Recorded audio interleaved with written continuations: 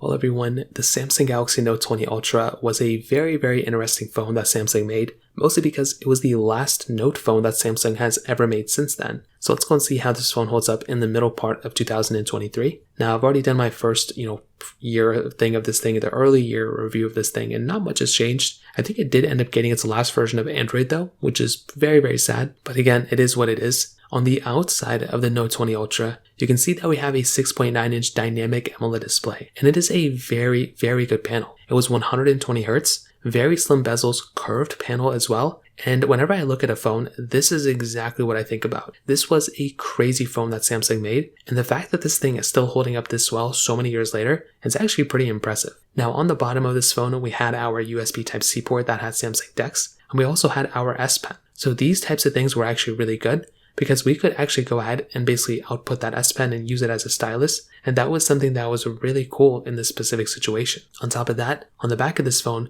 we have our frosted glass back. And this was something that was really cool. We could easily just go ahead and use this phone as a normal frosted glass back phone. I don't even know where I'm going with that. But we did have things like wireless charging and reverse wireless charging, as well as a triple camera setup on the back too. So this phone on the outside definitely looks very premium. It still performs very well from the outside standpoint. And that is something that is really awesome when we're getting a phone like this. It is actually performing pretty well from that standpoint alone. Now on top of that, with that camera setup, like I mentioned, triple camera setup, wide, ultra wide telephoto lens, we had the ability of shooting 8K video on the back and even 4K at 60 on the front, which was really nice. And this was a 2020, flagship in a way. So it's been almost 3 years since this phone has been out. And I'll still tell you, this phone still can take very good photos, still can take very good videos. And that is something that's beautiful about this phone. This type of device has a very good camera for how old this phone is. And you could probably still use this phone on a, camera basis, like even just as like a stock camera, and probably get some really good video and get some really good photos out of this thing too. This thing just stopped at Android 13, and there were lots of features One UI brought with the camera that are still,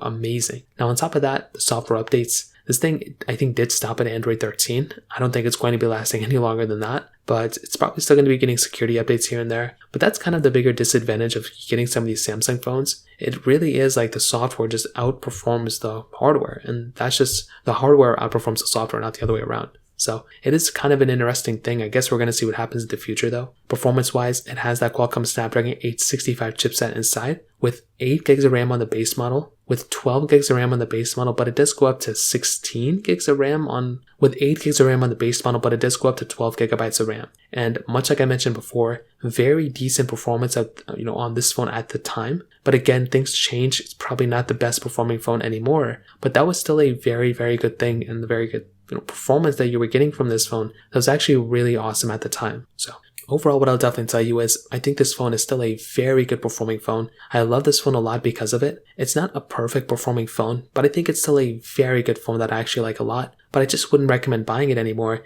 because it is kind of outdated with software. So that's pretty much how I feel about this phone as of right now. If you have any other thoughts or questions, let me know in the comment section below. Hit the like button, that will mean so much, but definitely hit that subscribe button. More importantly than everything else, I love every single one of you guys. Hopefully I'll catch you guys in the next video. Peace out till then.